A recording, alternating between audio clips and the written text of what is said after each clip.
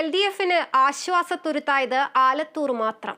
19,587 വോട്ടുകളുടെ ഭൂരിപക്ഷത്തിലാണ് കെ രാധാകൃഷ്ണന്റെ വിജയം. അതേസമയം ഇടതുകോട്ടയായ പാലക്കാട് UDF നിലനിർത്തി.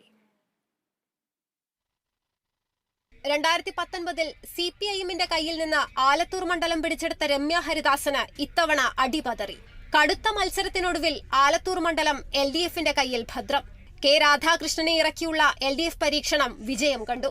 19,587 വോട്ടുകളുടെ മികച്ച ഭൂരിപക്ഷത്തോടെയാണ് ജയം. വോട്ടെണ്ണൽ തുടങ്ങിയ ആദ്യഘട്ടത്തിൽ തന്നെ കെ രാധാകൃഷ്ണൻ തന്നെയായിരുന്നു മുന്നിൽ. അവസാനം വരെ ആധിപത്യം നിലനിർത്തിയതോടെ രാധാകൃഷ്ണന് ആലത്തൂരിൽ വിജയക്കൊടി പാറി. അതേസമയം പാലക്കാട് ഇടതുകോട്ട UDF തകർത്തു. VK ശ്രീകണ്ഠൻ 75,274 വോട്ടുകൾക്ക് വിജയിച്ചു. CPIMന്റെ മുതിർന്ന നേതാവായ A വിജയരാഘവന് പ്രതീക്ഷിച്ച പോരാട്ടം മണ്ഡലത്തിൽ കാഴ്ചവെക്കാൻ കഴിഞ്ഞില്ല. കഴിഞ്ഞ തവണ കുറച്ച് വിയർത്തിട്ടാണ് പാലക്കാട് മണ്ഡലം UDF പിടിച്ചത്. അതുകൊണ്ട് തന്നെയാണ് പാർട്ടി ശക്തനായ വിജയരാഘവനെ ഇറക്കി ഇത്തവണ സീറ്റ് തിരിച്ചുപിടിക്കാൻ ശ്രമിച്ചത്. എന്നാൽ LDFന്റെ കണക്കുകൂട്ടലുകൾ തെറ്റി. വോട്ടെണ്ണലിന്റെ ആദ്യഘട്ടത്തിൽ വിജയരാഘവൻ മുന്നിട്ടു നിന്നെങ്കിലും പിന്നീട് രണ്ടാം സ്ഥാനത്തേക്ക് പിന്തള്ളപ്പെട്ടു. പാലക്കാട് മണ്ഡലം രൂപീകൃതമായതിനു ശേഷം നടന്ന 15 തെരഞ്ഞെടുപ്പുകളിൽ 11ലും വിജയിച്ചത് ഇടതുമുന്നണിയായിരുന്നു.